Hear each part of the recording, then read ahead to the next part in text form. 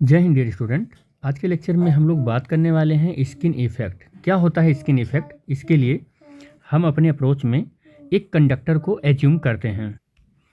तो सपोज कर लेते हैं कि अपने पास कोई एक कंडक्टर है, ये कोई एक कंडक्टर है और ये कंडक्टर है और कंडक्टर का ये एक एंड है और ये दूसरा एंड है। सपोज कर लेते हैं कि ये यूनिफॉर्म क्रॉस सेक्शन एरिया का कंडक्टर है कोई। तो कंडक्टर को हम ऐसा मान सकते हैं कि वो बहुत सारे ऐसे लेयर से मिलकर बना हुआ है। एटॉमिक लेयर पर हर एक एटम को हम ऐसा मान लें कि वो एक लेयर में है।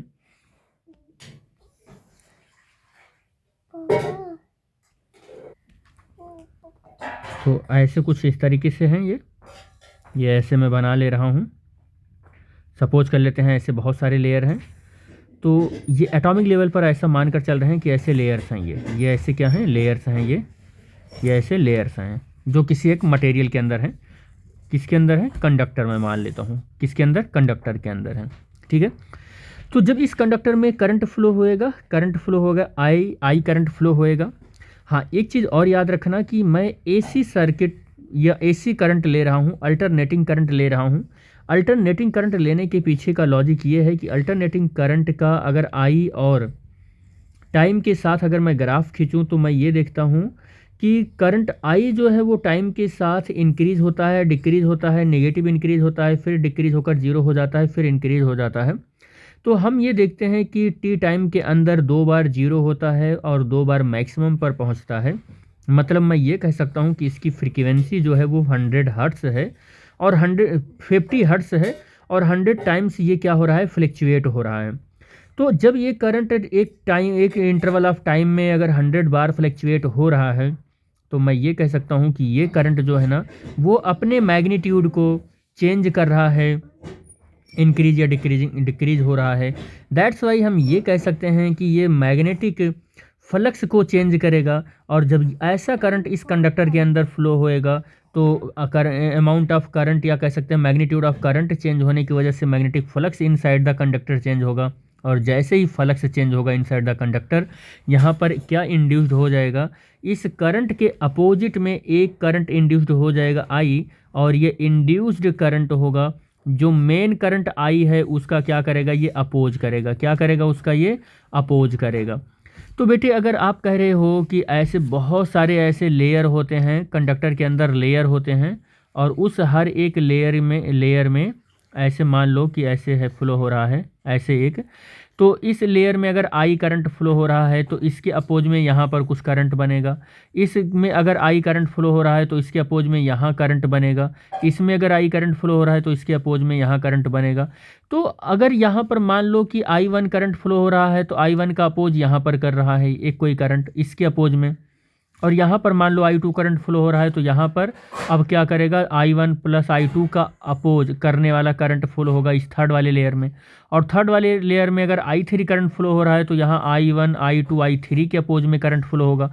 तो ऐसे हम मान लेते हैं कि n नंबर ऑफ मॉलिक्यूल्स से बने हुए कॉन्सेंट्रिक सर्कुलर सिलेंड्रिकल शेप में जितने भी वायर्स के ऐसे हम पाइप मान रहे हैं उन सब के वजह से इसके सेंटर पर जो करंट फ्लो होएगा उस सेंटर पर इसके अपोज में ऐसा करंट मतलब इतना अपोजिशन आ जाएगा, इतना रेजिस्टेंस आ जाएगा या रेजिस्टिव पावर आ जाएगी कि जो करंट फ्लो हो रहा है उस करंट को ये फ्लो ही नहीं होने देगा सेंटर पर। यानी कि सेंटर पर या कोर ऑफ द कंडक्टर पर क्या होगा? कोई करंट ही नहीं फ्लो होगा। मान लो कि यहाँ पर 10 एम्पियर का करंट फ्लो हुआ तो इस 10 एम्पियर का करंट अपोज करने की कोशिश करेगा तो यहाँ पर मान लो कि इस 10 एम्पियर का 2 एम्पियर करंट अपोज कर रहा है। तो यहाँ पर मान लो 8 एम्पियर का करंट फ्लो हुआ तो यहाँ पर कितना होगा? 2 एम्पियर प्लस 2 एम्पियर अपोज करने वाली करंट, तो मान लो 4 एम्पियर। ऐसे धीरे धीरे जैसे ही हम इस कंडक्टर की कोर की ओर आएंगे ना, अपोजिशन या अपोजिट नेचर इतना बढ़ जाएगा कि इस कंडक्टर के कोर पर कोई करंट ही नहीं फ्लो होगा। इस कंडक्टर के कोर पर जब कोई करंट फ्लो नहीं होगा, इंड्यूस्ड ईएमएफ इतना ज़्यादा हो जाएगा कि इस मेन करंट को अपोज करके सेंटर के इस कोर में कोई करंट फ्लो ही नहीं होने देगा। तो हम इस इफेक्ट को स्किन इफेक्ट कहते हैं। इसी इफेक्ट को स्किन इफेक्ट कहते हैं बेटे। कि किसी कंडक्टर के अंदर करंट फ्लो हो रहा हो किसी कंडक्टर के अंदर, तो इतना अपोज करने की टेंडेंसी आ जाए कि लगभग उस मटेरियल के कोर के अंदर कोई करंट ही नहीं फ्लो हो पाए, इतना इंड्यूस्ड करंट या इंड्यूस्ड ईएमएफ जनरेट हो जाए कि मेन करंट को फ्लो ही ना होने दे। तो हम इस इफ़ेक्ट को स्किन इफ़ेक्ट कहते हैं।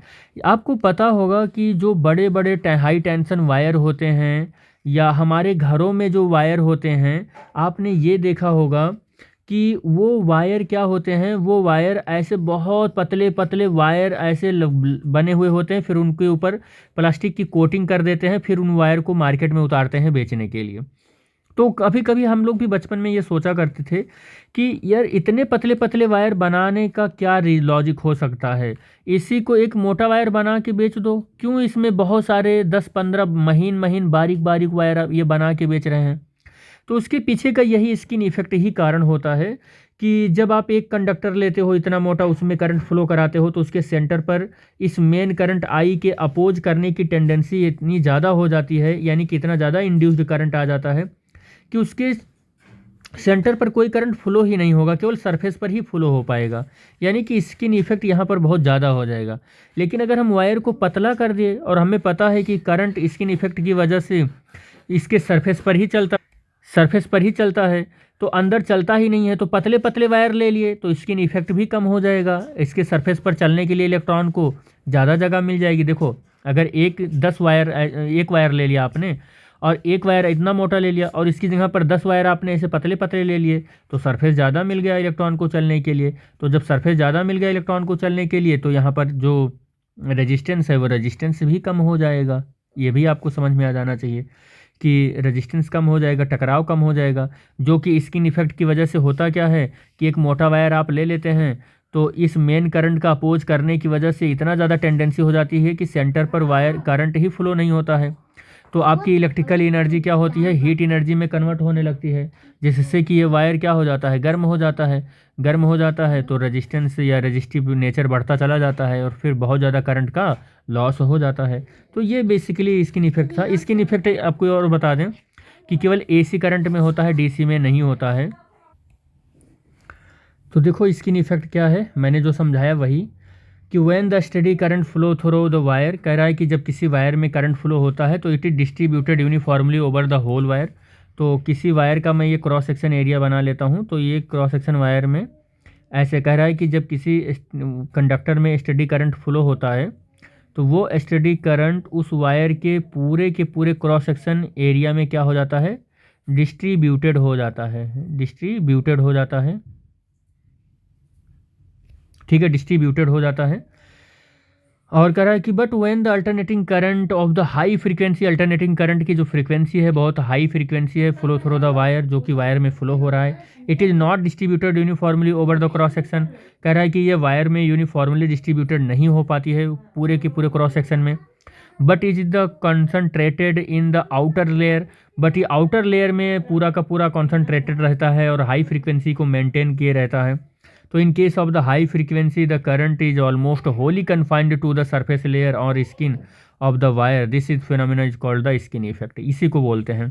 देखो जो हमने बताया ना, लैंग्वेज से आपको समझ में नहीं आएगा, जो हमने बताया बस वही समझो आप, कि यहाँ सरफेस पर तो मेंटेन कर ले जाता है कि वो करंट है जिसकी फ्रीक्वेंसी 50 हर्ट्ज है, लेकिन अंदर में करंट की फ्रीक्वेंसी के चेंज होने से मैग्नेटिक फ्लक्स चेंज होता है, मैग्नेटिक फ्लक्स के चेंज होने से यहाँ अंदर में इंड्यूस्ड ईएमएफ चेंज हो जाता है, वो प्रोड्यूस हो जाता है। और वो इंड्यूस्ड ईएमएफ करता क्या है कि आपके मेन करंट का क्या करता है, अपोज करने लगता है। तो बाहर जितना करंट है उससे अंदर लगातार कम होता चला जाता है और सेंटर पर लगभग जीरो करंट हो जाता है, इतना ज़्यादा इंड्यूस्ड ईएमएफ जनरेट हो जाता है। तो सेंटर पर कोई भी करंट फ्लो नहीं होता है। इस इफेक्ट को हम स्किन इफेक्ट कहते हैं। ठीक है, let us consider a state solid conductor. Explanation देखिए क्या है कि सपोज कर लेते हैं कि सॉलिड स्टेट कंडक्टिंग वायर है जो कि जिसमें अल्टरनेटिंग करंट फ्लो हो रहा है और अल्टरनेटिंग करंट टाइम के साथ वेरी करता है, इस वजह से मैग्नेटिक फील्ड जो है उस करंट के साथ चेंज होता रहेगा। यही हमने यहाँ पर लिख रखा है कि as the magnetic field due to the current in such a conductor is within the conductor as well as around it change. तो करंट के साथ change in the current produce the greater change in the flux across the inner core than the across the outer layer. कह रहा है कि जब इस conductor के अंदर ये अल्टरनेटिंग करंट फ्लो होगा तो अल्टरनेटिंग करंट टाइम के साथ चेंज होता है। तो सबसे ज़्यादा जो फ्लक्स का चेंज होगा वो इनर कोर में चेंज होगा than the outer core, outer layer के रिस्पेक्ट में इनर में ज़्यादा से ज़्यादा फ्लक्स चेंज होगा, और ज़्यादा फ्लक्स चेंज होगा तो ज़्यादा से ज़्यादा इंड्यूस्ड ईएमएफ अगर जनरेट होगा तो यहीं पर सेंटर पर ही जनरेट होगा। और इंड्यूस्ड ईएमएफ क्या करता है, मेन करंट के अपोज में इंड्यूस्ड होता है, यही है यहाँ पर। तो as the result the greater induced EMF is the develop, वही अभी जो हमने आपको बताया कि ग्रेटर इंड्यूस्ड ईएमएफ डेवलप हो जाता है सेंटर में, develop in the inner core than in the outer layer as the induced EMF opposes the applied EMF, the effective resistance of the impedance is high at the centre than the outer layer. तो जब यहाँ पर main current होगा और ज़्यादा से ज़्यादा flux का चेंज यहाँ हो रहा है और मेन करंट के अपोज करने की टेंडेंसी करेगा, ये अपोज करने इंड्यूस्ड जो हो रहा है ईएमएफ इस मेन करंट के अपोजिट में होगा, तो इतना ज़्यादा यहाँ पर इंड्यूस्ड ईएमएफ प्रोड्यूस हो जाएगा, इतना ज़्यादा कि उसका इफेक्टिव रेजिस्टेंस बहुत हाई हो जाएगा। और इफेक्टिव रेजिस्टेंस हाई हो जाएगा जब आउटर को लेयर के रिस्पेक्ट में सेंटर पर बहुत ही ज़्यादा, तो यहाँ पर जो करंट अब फ्लो होएगा इस करंट को रेजिस्ट करते करते अप्रॉक्सीमेटली लगभग ये जीरो कर देगा, यानी कि सबसे ज़्यादा करंट यहाँ पर आउटर लेयर पर प्रोड्यूस होगा और सेंटर पर वो करंट इतना ज़्यादा इंड्यूस्ड ईएमएफ जनरेट हो जाएगा कि वो करंट लगभग इक्वल हो जाएगा इसके, तो ये करंट मेन वाला जीरो हो जाएगा, यानी कि सेंटर कोर में कोई भी करंट फ्लो ही नहीं होगा। ठीक है, hence less current will pass through the inner layer, यानी कि यहाँ पर इनर लेयर पर एकदम या तो एकदम करंट फ्लो नहीं होगा या फ्लो होगा तो बहुत कम करंट फ्लो होगा इनर लेयर पे than the through the outer layer के कंपैरिजन में। The higher the frequency of the alternating current की फ्रीक्वेंसी बहुत हाई होगी तो more rapid are the change in the magnetic flux, वही बात कि अल्टरनेटिंग करंट की फ्रीक्वेंसी बहुत तेज़ी से चेंज होती है और फ्रीक्वेंसी के बहुत तेज़ी से चेंज होने की वजह से वहाँ पर मैग्नेटिक फ्लक्स बहुत तेज़ी से चेंज होगा, और मैग्नेटिक फ्लक्स का जो सबसे ज़्यादा चेंज दिखेगा वो इस कंडक्टर के कहाँ पर दिखेगा, कोर में दिखेगा। That is why high frequency current are confined wholly to the centre layer, और सेंटर लेयर में ये मैग्नेटिक फ्लक्स का जो चेंज है वो सबसे ज़्यादा कन्फाइंड और सबसे ज़्यादा दिखेगा हमको सेंटर पर, as the alternating current of high frequency do not pass through the entire cross section of the wire. ठीक है, the effective resistance of a wire of for AC is much greater than for the DC. देखो कह क्या रहा है कि DC में तो होगा ही नहीं, एक्चुअल में डीसी में क्यों नहीं होगा, क्योंकि डीसी में फ्रीक्वेंसी जीरो होता है। अब फ्रीक्वेंसी जीरो होगा तो फ्लक्स भी जीरो हो जाएगा, चेंज इन फ्लक्स भी जीरो हो जाएगा। अब चेंज इन फ्लक्स अगर जीरो हो गया तो कोई भी इंड्यूस्ड ईएमएफ ही नहीं होगा, तो यहाँ पर जो मेन करंट फ्लो हो रहा है उसका रेजिस्टेंस कुछ भी नहीं होगा। जब उसका रेजिस्टेंस कुछ भी नहीं होगा तो हम वहाँ पर देख ही नहीं पाते हैं स्किन इफेक्ट, यानी कि डीसी करंट में, डीसी में स्किन इफेक्ट देख ही नहीं पाते हैं। एसी में हमको स्किन इफेक्ट इसलिए दिख जाता है क्योंकि हर एक लेयर में करंट फ्लो होती रहती है, और वो करंट क्या होता है, टाइम के साथ वेरिएबल होता है, और वेरिएबल करंट फ्लो होगा तो मैग्नेटिक फ्लक्स चेंज होगा तो उसके अपोज में एक इंड्यूस्ड ईएमएफ जनरेट हो जाएगा, और वो इंड्यूस्ड ईएमएफ का इफेक्ट इतना ज़्यादा सेंटर पर कन्फाइंड हो जाता है, इतना ज़्यादा हो जाता है कि लगभग मेन करंट को रोक ही देता है, यही है चीज़। ठीक है, hence the conductor required to carry high frequency alternating current consist of a number of, अब देखो यहाँ पर यही चीज़ है स्ट्रैंड फाइन वायर, इसी वजह से स्ट्रैंड फाइन वायर लिया जाता है। देखो स्ट्रैंड कह रहा है कि अगर कोई एक कंडक्टर है अपने पास और कंडक्टर को इतना मोटा बना लेते हैं तो हम ये देखते हैं कि स्किन इफेक्ट बहुत ज़्यादा हो जाता है, सेंटर पर मेन करंट का अपोज करने की टेंडेंसी बहुत ही ज़्यादा हो जाती है, इसी वजह से सेंटर पर लगभग करंट फ्लो ही नहीं होता है, केवल करंट सरफेस पर ही फ्लो हो पाता है। लेकिन अगर मैं स्ट्रैंडेड वायर ले लूँ, स्ट्रैंडेड वायर का मतलब है कि मैं ऐसे बहुत सारे पतले पतले वायर को ट्विस्ट कर लेता हूँ, ऐसे पतले पतले वायर को ऐसे ट्विस्ट कर लेता हूँ, और अब इसको एक वायर बना लिया जो आपके घरों में लगा हुआ होता है, इसको स्ट्रैंडेड वायर बोलते हैं। क्या बोलते हैं? Stranded wire. ठीक है, स्ट्रैंडेड वायर। तो ये ज़्यादा इफेक्टिव होता है करंट फ्लो कराने के लिए। क्यों होता है? क्योंकि इसका क्रॉस सेक्शन एरिया इतना कम है कि स्किन इफेक्ट लगभग जीरो हो जाता है। स्किन इफेक्ट लगभग जीरो हो जाता है और इलेक्ट्रॉन को सरफेस पर चलने के लिए बहुत ही ज़्यादा जगह मिल जाती है, क्योंकि इलेक्ट्रॉन सरफेस पर ही चलता है स्किन इफेक्ट की वजह से, तो फिर उसे ज़्यादा जगह मिल जाती है, तो स्किन इफेक्ट कम दिखता है। तो यही कह रहा है कि नंबर ऑफ़ स्ट्रैंड, आप जैसे मैं बोल रहा हूँ कि बचपन में ऐसे लोग सोचा करते हैं कि इतना मेहनत करने की क्या ज़रूरत है, पतले पतले 10 वायर लगा दें, एक मोटा वायर ही क्यों ना लगाएं। तो भाई उसका आंसर यही है कि स्किन इफेक्ट है। पतला वायर इसीलिए लगाते हैं कि स्किन इफेक्ट ना हो और इलेक्ट्रॉन जो सरफेस पर चलते हैं वो आसानी से, उनको इतना ज़्यादा इफेक्टिव एरिया मिल जाए कि वो आसानी से घूम सकें। ठीक है, तो कह रहा है कि this increases the surface area and दस द डिक्रीजेज द रेजिस्टेंस। कह रहा है कि अगर मैं इंक्रीज करता हूँ सरफेस एरिया तो रेजिस्टेंस हमारा क्या हो जाएगा, डिक्रीज हो जाएगा।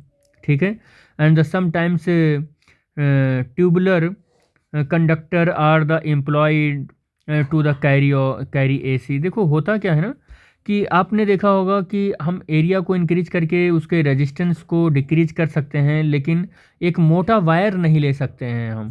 हम पतले पतले वायर ही लेंगे, लेकिन उनको ट्विस्ट करके उसके एरिया को इंक्रीज कर देंगे, इफेक्टिव एरिया को इंक्रीज कर देंगे, जिससे कि रेजिस्टेंस डिक्रीज हो जाए। तो ट्यूबुलर वायर में होता क्या है कि हम एक स्टील की पाइप ले लेते हैं, ऐसे होलो पाइप रहती है स्टील की, और उसके ऊपर हम वायर को क्या करते हैं, वाइंड करके ऐसे लगा देते हैं। तो उसका इफेक्टिव एरिया क्या हो जाता है, इंक्रीज़ हो जाता है, जिससे कि रेजिस्टेंस डिक्रीज़ हो जाता है और स्किन इफेक्ट से भी हमारा वायर बच जाता है। आपने देखा होगा हाई टेंशन के वायर को एक ट्यूब के ऊपर ऐसे लपेटते हैं और लपेटने के बाद फिर हम उस वायर को क्या करते हैं, अपने यूज में लेते हैं। तो this is the overall information regarding the skin effect. I hope आपको ये समझ में आया होगा। इस लेक्चर में बस हम लोग यहीं तक डिस्कस करेंगे, मिलेंगे नेक्स्ट लेक्चर में। Thanks for watching the video. Thank you बेटा।